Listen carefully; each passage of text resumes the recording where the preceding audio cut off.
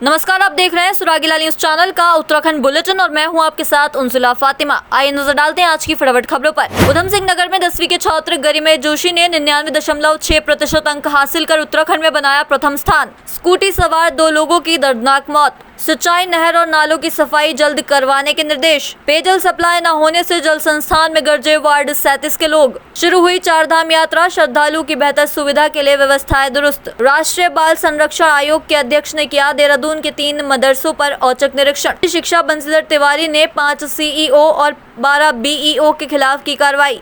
4 धाम यात्रा की वायरल हो रही वीडियो पर पर्यटन मंत्री सतपाल महाराज ने दी प्रतिक्रिया। नालियों में सीवर बहाने वालों पर पालिका करेगी कार्रवाई। अल्मोड़ा विश्वविद्यालय की कार्यप्रणाली पर छात्र नेताओं ने जताई नाराजगी। कार्यप्रणाली में सुधार न होने पर महाविद्यालय में तालाबंदी की दी चेतावनी। युवाओं के लिए पुरुष और महिला प्रशिक्षक किए नियुक्त, दे रहे हैं भर्ती की ट्रेनिंग।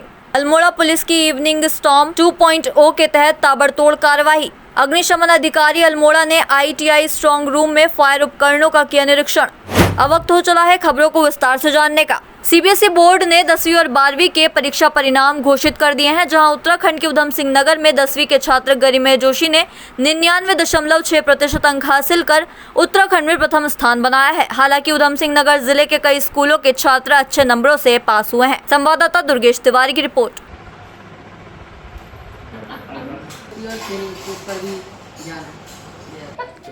सर पे याद रख दो। मेरा नाम गरिमेश जोशी है। मैं अमेनिटी पब्लिक स्कूल का छात्र हूँ।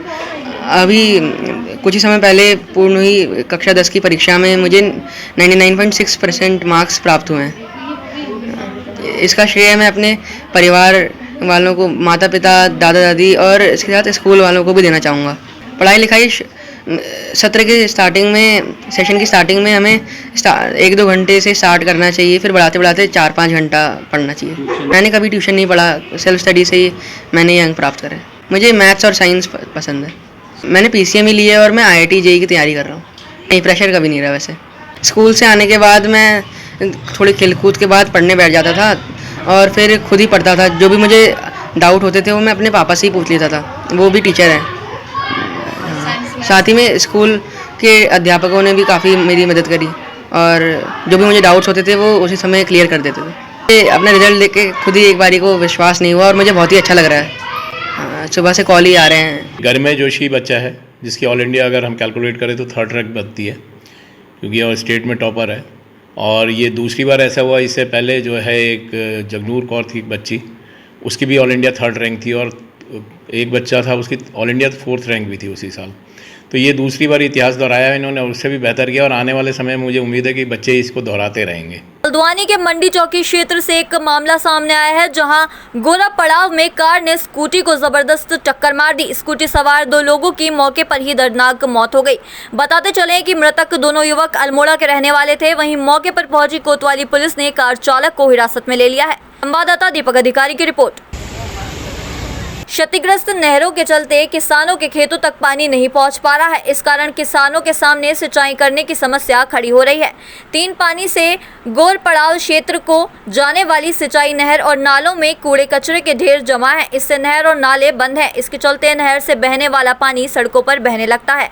विभाग के अधिकारी समस्या को दूर करने में नाकाम साबित हो रहे हैं और जल भराव के चलते वाहन चालकों सहित पैदल राहगीरों के लिए मुसीबत का सबब बन जाती है। वहीं सिंचाई विभाग के अधिकारियों की बैठक लेते हुए SDM पारितोष वर्मा ने अधिकारियों को निर्देश दिए हैं कि मानसून से पहले नहर और नालों की सफाई आदि दुरुस्त कर लें। संवाददाता दीपक अधिकारी की रिपोर्ट। 3 बार बैठक भी की जा चुकी है और सिंचाई विभाग को निर्देशित किया जा चुका है कि अपने जितने भी सिंचाई की नहरें हैं उनकी सफाई कर लें। साथ ही जो महत्वपूर्ण नाले हैं और जिससे आपदा कारित होती है तो उनको सफाई के भी निर्देश दिए गए। जहाँ पे बहुत ज़्यादा आवश्यक हैं उसमें सिंचाई विभाग द्वारा एस्टीमेट बनाए जा रहे हैं और जैसे एस्टीमेट प्राप्त होंगे तो उसमें आगे अग्रिम कार्रवाई की जाएगी। हल्द्वानी में जहां एक तरफ भीषण गर्मी बढ़ती चली जा रही है, वहीं पानी की किल्लत को लेकर शहर के वार्ड 37 के निवासियों का पारा चढ़ गया है। उन्होंने जमकर जल संस्थान पहुंचकर अपनी भड़ास निकाली।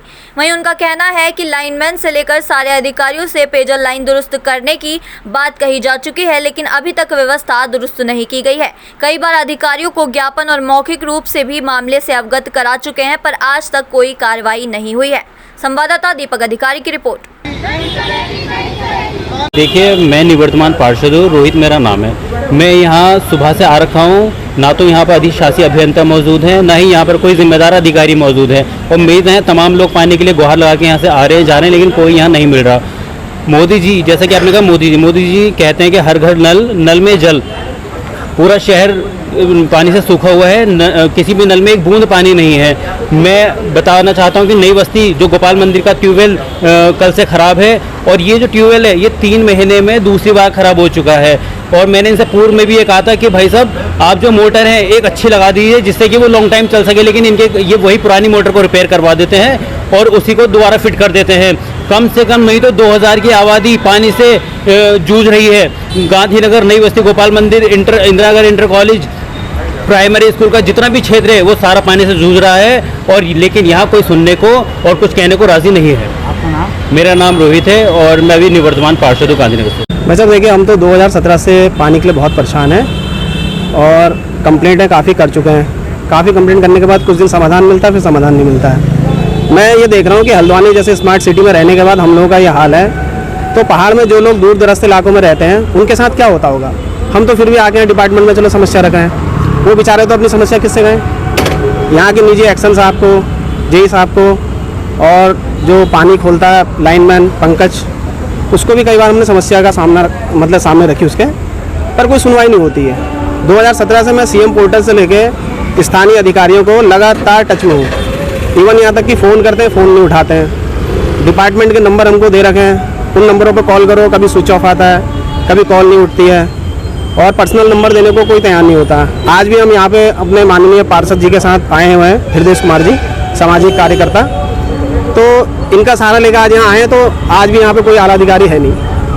मेरा नाम दीपक कुमार टमटा है, वार्ड नंबर 37, नियर मनन नशा मुक्त। सारी दिक्कत है क्योंकि टाइम टू टाइम पानी नहीं खोलता है, और पानी नहीं खोलता, पानी से तो पता है ना क्या क्या हर काम रुक जाता है पानी के बिना। तो उस चक्कर से जो यहाँ हम बार बार यहाँ पे शिकायतें करते हैं, वो भी कोई सुनवाई नहीं हो रही है। बार बार यहाँ पे मतलब बोलते हैं कि पानी खोलो, उससे जो हमारे यहाँ का पानी जो खोलता है, जिनका नाम पंकज टमटा है, तो वो भी हमसे लड़ाई करने आ जाता है।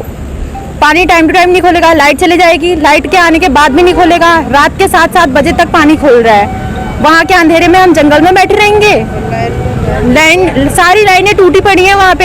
हमारे उत्तराखंड का हाल ऐसा है कि यहाँ बहुत अधिक अफसरशाही है, ये आम जनता की कोई सुनवाई नहीं करते हैं। इसलिए समस्त क्षेत्रवासियों को जो पेयजल का जो संकट है उससे जूझना पड़ रहा है।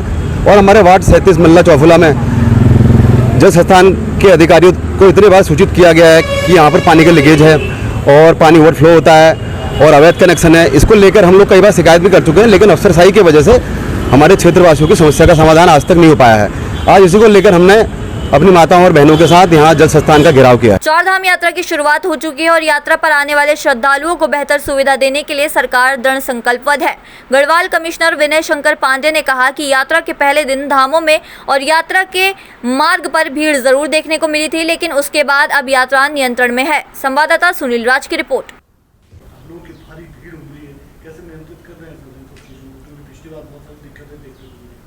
देखिए, चारधाम यात्रा हमारे प्रदेश की बहुत ही महत्वपूर्ण यात्रा होती है, और यात्रा सुगम हो, सुरक्षित हो, इसके लिए माननीय मुख्यमंत्री जी का बड़ा ही स्पष्ट निर्देश सभी ब्यूरोक्रेसी को, जिला प्रशासन को, यात्रा संगठन के सभी लोगों को दिया गया है कि यात्रियों को किसी भी प्रकार की दिक्कत का सामना न करना पड़े। आपने देखा होगा कि पिछले 2-3 दिनों में यहाँ पर बड़ी संख्या में श्रद्धालु आए हैं। हर धाम की अपनी एक कैपेसिटी है, और केदारनाथ जी में जहाँ 18,000 लोगों को हम लोगों ने निर्धारित किया था, और पहले दिन रिकॉर्ड टूटा है कि करीब 29,500 के आसपास तीर्थयात्री वहाँ आए थे। फिर भी उनको बहुत ही सुगम ढंग से यात्रा उनकी कराई गई। हमारा जो अगला धाम यमुनोत्री है, जहाँ पर कुछ सोशल मीडिया पर, अखबारों में भी आया, उस 5 किलोमीटर के ट्रैक में एक 3 या 4 हज़ार से ज़्यादा लोगों की संभावनाएं नहीं होती हैं, लेकिन उस दिन करीब 11 से 12 हज़ार के आसपास लोग वहाँ पर आए। और ये तो मैं वहाँ के लोकल एडमिनिस्ट्रेशन को ये इस बात के लिए क्रेडिट दूंगा कि इतनी भीड़ होने के बाद भी उन्होंने सभी को बहुत ही सुरक्षित ढंग से दर्शन कराए और उनको अपने गंतव्य स्थान के लिए रवाना किया। इस बार अब थोड़ा गेट सिस्टम वहाँ पर लागू किया गया है, खासकर जहाँ पर सिंगल रोड्स हमारी हैं। आपको पता होगा कि आप जब उत्तरकाशी से गंगोत्री की तरफ जाते हो तो भटवाड़ी के बाद गंगनानी, उसके आगे रोड सिंगल हो जाती है, तो वहाँ ऐसे स्थितियों में आना जाना दोनों संभव नहीं हो पाता। यहाँ पर गेट सिस्टम लागू किया गया है। यमुनोत्री के लिए भी लोगों को एडवाइजरी जारी की गई थी और अब थोड़े थोड़े घंटे 2 घंटे के अंतर पर यात्रियों को छोड़ा जा रहा है। जो बाहर के यात्री आए हैं ऋषिकेश में, कल मैंने वहाँ का भ्रमण भी किया था और वहाँ पर बहुत ही अच्छी सुविधाएं की गई हैं।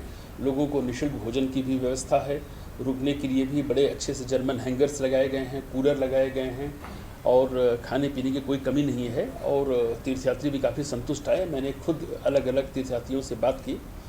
आज एक बैठक प्रमुख सचिव माननीय मुख्यमंत्री आर.के. सुधांशु सर एक रिव्यू मीटिंग ले रहे हैं, 1 बजे मीटिंग है और उसमें डिस्ट्रिक्ट एडमिनिस्ट्रेशन जो 3 जिलों के हैं उनको और क्या क्या आवश्यकताएं हैं एडिशनल फोर्स की या मैजिस्ट्रेट्स की, उनसे बात करके जो भी सुविधाएं होंगी वो उपलब्ध कराई जाएंगी। चाहे तो एक साथ होनी चाहिए, सब लोग एक साथ बैठना ही नहीं चाहते। पापा ट्राई दिस। लो सब लपक लिए।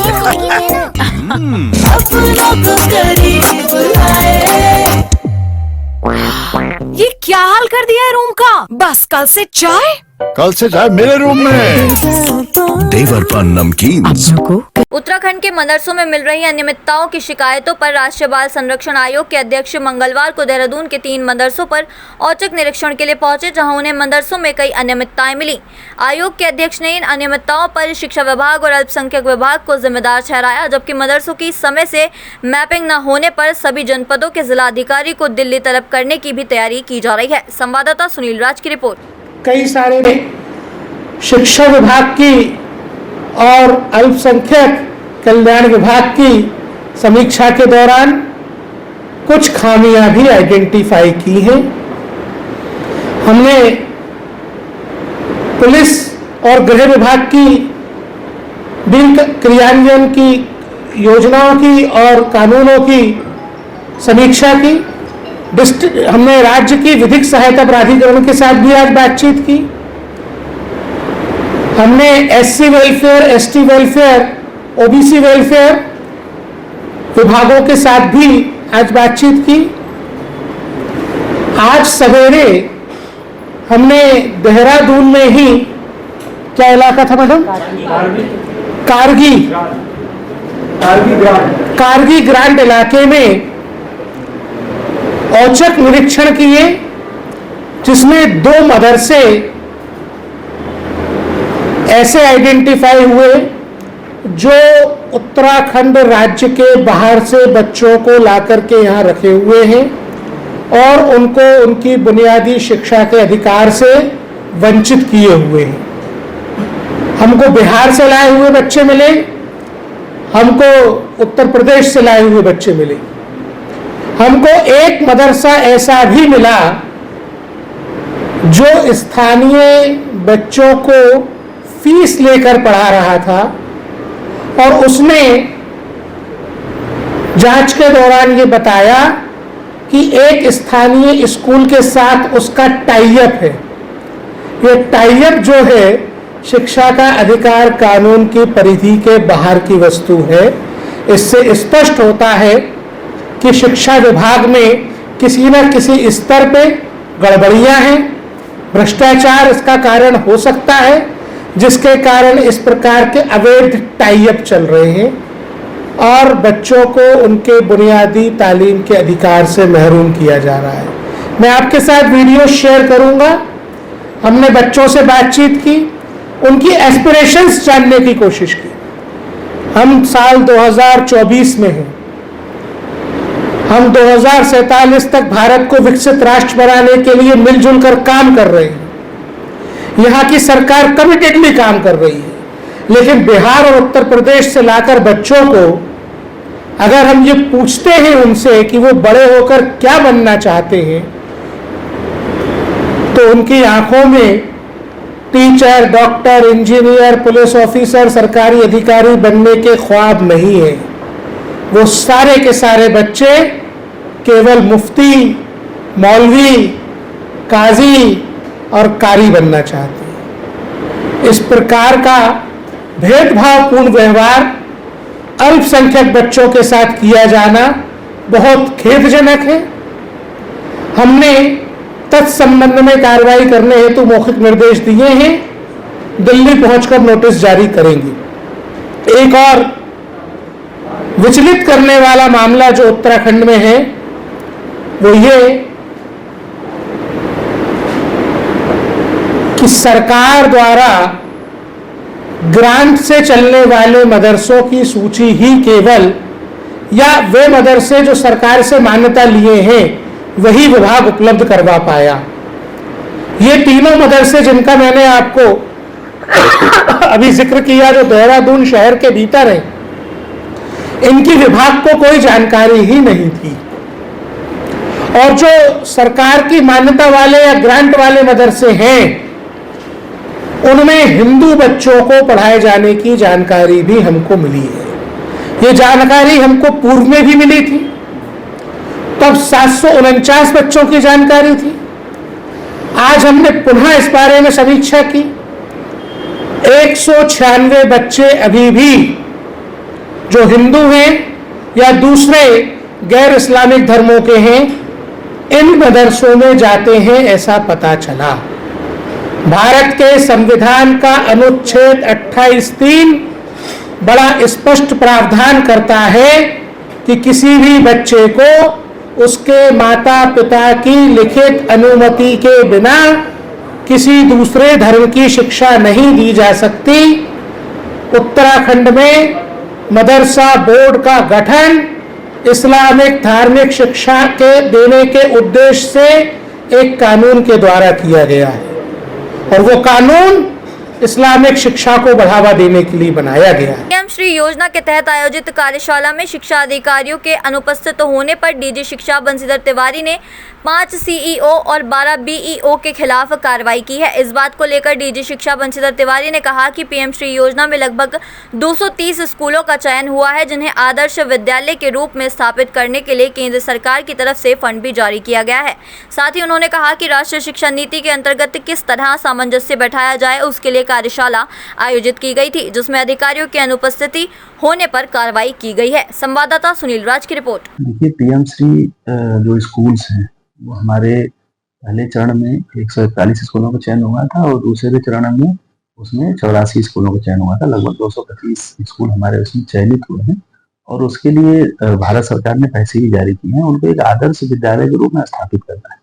उनमें इंफ्रास्ट्रक्चर के जो गैप्स हैं, अगर कहीं मान लीजिए लाइब्रेरी बनानी है, लैब्स नहीं है, लैब बनानी है, उसमें अगर कंप्यूटर की लैब नहीं है तो उसको बनाना है, साइंस की लैब बनानी है, लाइब्रेरी बनानी है, खेल का जो मैदान बनाना है, पेयजल की है, छात्र और छात्राओं के लिए अलग अलग टॉयलेट्स बनाने हैं। इसके अलावा एकेडमिक्स का पार्ट है, जो पढ़ाई का है, उसके लिए भी उसमें एनसीईआरटी के विशेषज्ञ आए थे, नेपाल से विशेषज्ञ आए थे। तो एनईपी के साथ उसको कैसे सामंजस्य बिठाना, उसके लेकर के वर्कशॉप थी और बहुत ही महत्वपूर्ण थी। उसमें हमारे कई अधिकारी थे जो बुलाने के बावजूद नहीं आए, उनको हमने प्रतिकूल प्रविष्टि दिया है कि इतने महत्वपूर्ण प्रोग्राम में इस तरह की लापरवाही और कोताही बर्दाश्त नहीं की। उत्तराखंड में 4 धाम यात्रा शुरू हो चुकी है। इसके साथ ही तीर्थ यात्रियों का उत्तराखंड आने का सिलसिला लगातार जारी है। सरकार द्वारा तमाम तैयारियों के बीच क्राउड मैनेजमेंट जैसी समस्या लगातार सामने आ रही है। दरअसल यमुनोत्री धाम में पहले ही दिन 12,000 से अधिक लोगों के पहुंचने के बाद ये सवालों का सिलसिला जारी हो गया है और सोशल मीडिया पर एक वीडियो भी वायरल होने लगा। इसके बाद पर्यटन मंत्री सतपाल महाराज का कहना है कि धामों में जगह सीमित है और सभी लोग वहां रहना चाहते हैं। पट खुलने के दौरान स्थानीय निवासी अपनी परंपराओं के अनुसार धामों में देव डोलियां लेकर पहुँचते हैं और अपनी पूजा अर्चना करते हैं। इसके साथ ही पर्यटन मंत्री ने यमुनोत्री में हुए वायरल वीडियो को लेकर कहा कि धामों की वीडियो वायरल कर धार्मिक स्थानों को बदनाम नहीं करना चाहिए। संवाददाता सुनील राज की रिपोर्ट।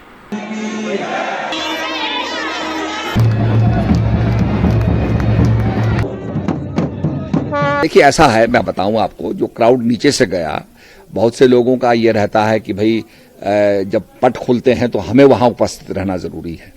तो आपको पता है जगह सीमित है, लिमिटेड जगह है और सभी लोग वहां रहना चाहेंगे। लोकल लोग अपनी डोली लेकर के आते हैं, उनकी कुछ पूजाएं होती हैं, परंपराएं होती हैं, उनको भी हमें स्थान देना होता है, थोड़ा कंजेशन होता है और इन चीज़ों को वायरल नहीं करना चाहिए, किसी भी धार्मिक स्थान को बदनाम नहीं करना चाहिए। धीरे धीरे चीज़ रेगुलेट हो जाएगी। ये कोई सामान्य जगह नहीं है, जैसे अगर आप तिरुपति देवस्थानम की बात करें तो वो दूसरी, वो सामान्य धरती पर नीचे है, ये पहाड़ के ऊपर है, यहाँ पर विकट स्थिति है और धीरे धीरे हमने डीएम डिस्ट्रिक्ट मजिस्ट्रेट से कहा है कि क्राउड को रेगुलेट करो और वो जल्दी रेगुलेट हो जाए। घाट नगर में कई लोगों के द्वारा सेफ्टी टैंक न बनाकर सीवर को सीधे पालिका की नालियों में बहाकर गंदगी फैलाई जा रही है, जिस कारण नगरवासी काफी परेशान हैं। ऐसे लोगों पर अब पालिका कार्रवाई करने की तैयारी कर रही है। मंगलवार को नगर पालिका लोहाघाट के अधिशासी अधिकारी पूरन सिंह बोरा ने बताया, नालियों में सीधे सीवर बहाने वाले लोगों की शिकायतें पालिका को लगातार मिल रही हैं। उन्होंने बताया, पालिका कर्मी अब ऐसे लोगों को चिन्हित करने का कार्य कर रहे हैं। ईओ ने कहा, पालिका अब ऐसे लोगों के खिलाफ सख्त कार्रवाई करेगी। उन्होंने नगरवासियों से अपने भवनों में सेफ्टी टैंक बनाने तथा सीवर को उसमें डालने की अपील की है। उन्होंने कहा, नगर को साफ स्वच्छ रखना पालिका के साथ साथ नगरवासियों की भी जिम्मेदारी है। संवाददाता लक्ष्मण बिष्ट की रिपोर्ट। उसकी बात है, वास्तव में मैंने भी कई जगह देखा, लोगों के द्वारा डायरेक्ट अपना सीवर जो है नालियों में डाल दिया जा रहा है, जिससे कि आम जनता को कई प्रकार की बीमारियां होने का खतरा है। हम ऐसे लोगों को चिन्हित कर रहे हैं और लोगों को सेफ्टी टैंक बनवाने हेतु उनको नोटिस जारी करेंगे। यदि वो आज इसका पालन नहीं करेंगे तो हम समुचित कार्रवाई करेंगे। अल्मोड़ा विश्वविद्यालय की ढीली कार्यप्रणाली पर लोहाघाट महाविद्यालय के छात्र नेताओं में उबाल आ गया है।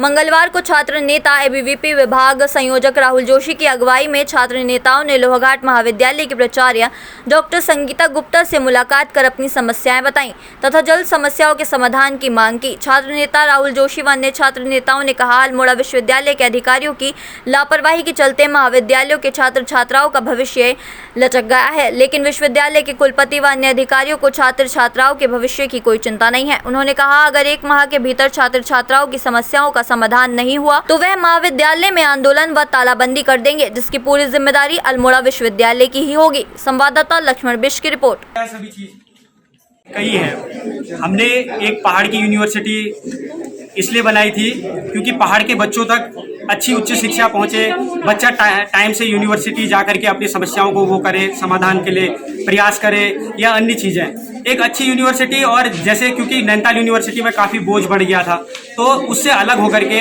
अल्मोड़ा यूनिवर्सिटी की स्थापना हुई थी और अल्मोड़ा यूनिवर्सिटी के हाल इतने बुरे हैं कि कहा नहीं जा सकता है। आज रिजल्ट किसी का पास आ रहा है, कल को फेल आ जा रहा है और कई ऐसी समस्याएं हैं। पोर्टल में बार बार बच्चे अपने परीक्षा फॉर्म भर रहे हैं, उसकी फीस लगा रहे हैं, वो बार बार फीस फेल्ड हो जा रही है जबकि पैसा उनके खाते में चले जा रहा है। कई ऐसी समस्याएं हैं। इसके लिए समय समय पर हमने चिट्ठी विश्वविद्यालय को लेटर भी लिखे हैं, परीक्षा नियंत्रक से भी कहा है और उनसे रिजल्ट सही करने के लिए और पोर्टल को सही रखने के लिए बहुत बार उनसे कहा जा चुका है, लेकिन उसके बाद भी बहुत सारी ऐसी समस्याएं और बच्चे लोग बहुत परेशान हैं और हम लोग अपनी ओर से, मेरी परीक्षा समिति अक्सर उनको नंबर भेजती रहती है कि आप सही करके इसको दे दें, इस मार्कशीट को।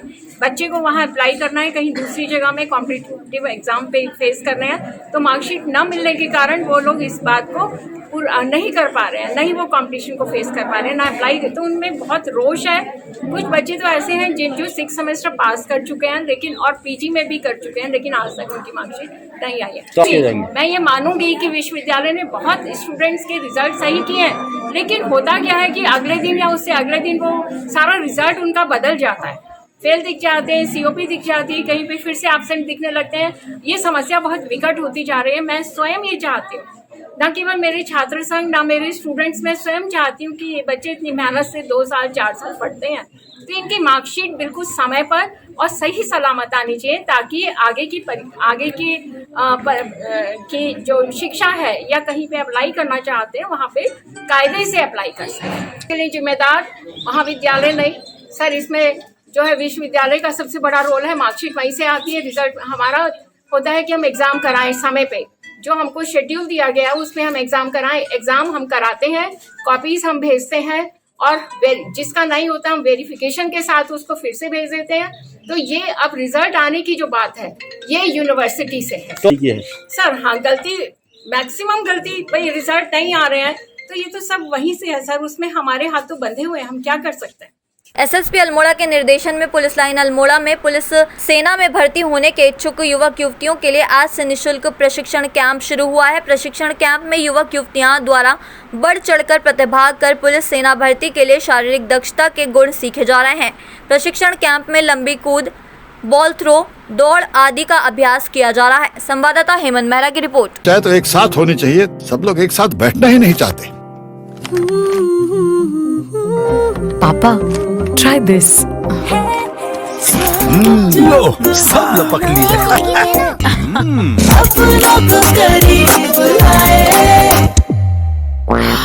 ये क्या हाल कर दिया है रूम का? बस कल से चाय मेरे रूम में। देवर पान नमकीन। एसएसपी अल्मोड़ा के नेतृत्व में इवनिंग स्टॉर्म 2.0 चेकिंग अभियान जारी है। इस दौरान वाहन में सवार यात्रियों से भी चालक की गतिविधियों की जानकारी ली जा रही है। विगत माह में नियम तोड़ने वाले 2282 लोगों पर MV act, police act, COTPA act के तहत चालानी कार्रवाई की गई है, जिसमें 14 वाहन सीज किए गए हैं। संवाददाता हेमंत मेहरा की रिपोर्ट। वरिष्ठ पुलिस अधीक्षक अल्मोड़ा देवेंद्र पिंचा के निर्देश अनुसार अग्निशमन अधिकारी फायर स्टेशन अल्मोड़ा महेश चंद द्वारा ITI स्ट्रांग रूम में फायर उपकरणों का निरीक्षण किया गया। निरीक्षण के दौरान अग्नि सुरक्षा व्यवस्था में स्थापित अग्निशमन उपकरणों को सदैव कार्यशील दशा में रखने हेतु निर्देशित किया गया। साथ ही स्ट्रांग रूम में तैनात फायर यूनिट व वाहन का निरीक्षण किया गया व पंप को ऑपरेट करके चेक किया गया। सभी उपकरण कार्यशील स्थिति में पाए गए हैं। संवाददाता हेमंत मेहरा की रिपोर्ट। आज के लिए बस इतना ही। ऐसी सभी खबरों के लिए जुड़े रहिए सुरागीलाल न्यूज चैनल के साथ। धन्यवाद।